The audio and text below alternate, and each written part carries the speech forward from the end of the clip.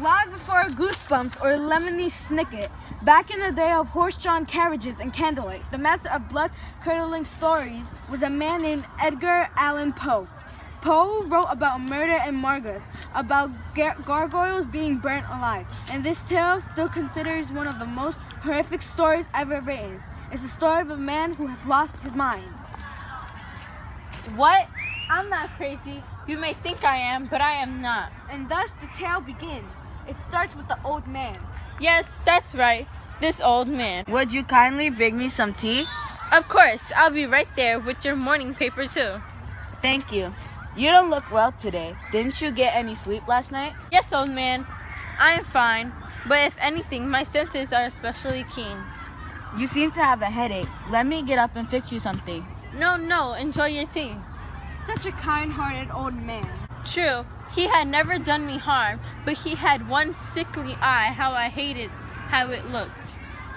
It was an eye like a vulture, pale blue with milky white film upon it.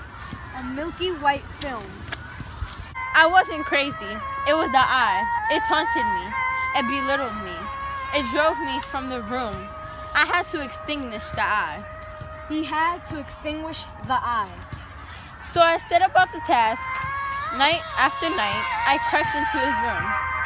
He shone a light upon the eye. But every night the eye was closed. It was the 8th night I crept and I heard the old man sit up suddenly in his bed. He cried out in fear. Who's there? I remained still for hours, but I stood without moving, barely breathing. And then I shone my light, a single beam upon the eye. It was open. Wide open. It made me furious to look upon the dull blue milky eye. The vulture's eye.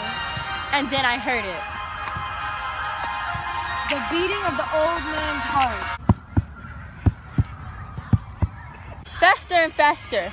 Louder and louder. Ah! Ah!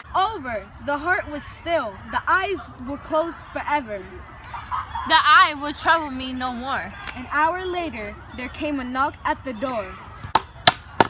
It was the police. There's been a complaint. About what? The neighbors. They called. A scream was heard. Like this. Ah. Yes, Ah. or at least that's what they saying. It's suspicious, don't you think? Yes, the streak. A streak of terror. It was my own, during a dream. Or a nightmare. Maybe come in, Have a look around. investigate. He invited them in. Yes, I invited them in. Would a crazy person have thought to do that? I wasn't worried. I have carefully hidden the now closed eye and silent heart beneath the floorboards. Who else lives here with you? Yes. Who else lives with you? And why isn't he here? Ah, the old man. He is away. You see, there is his room, and his bed is made. His belongings are in place too. Is something wrong? You seem to have a headache. You should sit down. Yes, a fine idea. Perhaps you'll join me for a spot of tea? A spot of tea? Well, that would be lovely. Yes, a spot of tea. He served them tea.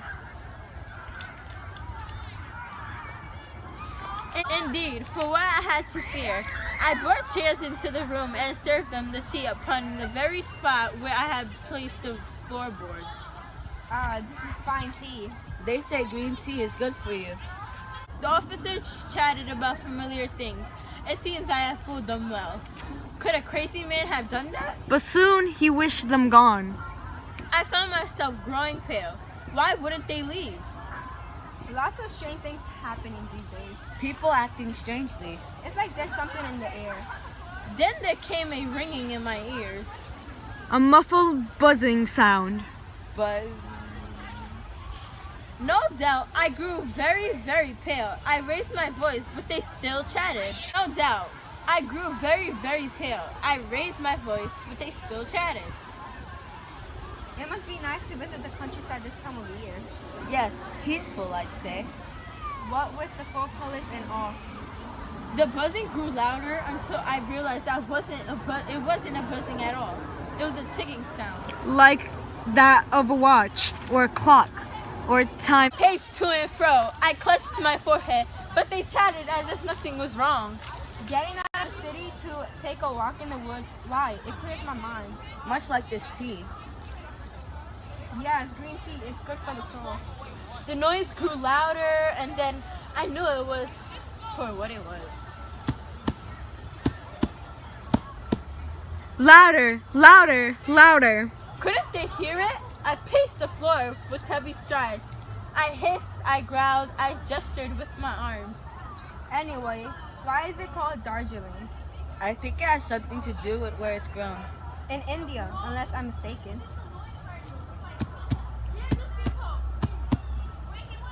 And then it came to me. They were mocking me with their innocent smiles and sips of tea. He could bear it no longer. Villains, monster, I did it, I confess. Tear up the floor, here is the beating of his hideous heart. That's right, I did it, but I shall not tell you what happened next, nor shall I tell you what's gonna happen now, if you don't stop staring at me with those vulture eyes.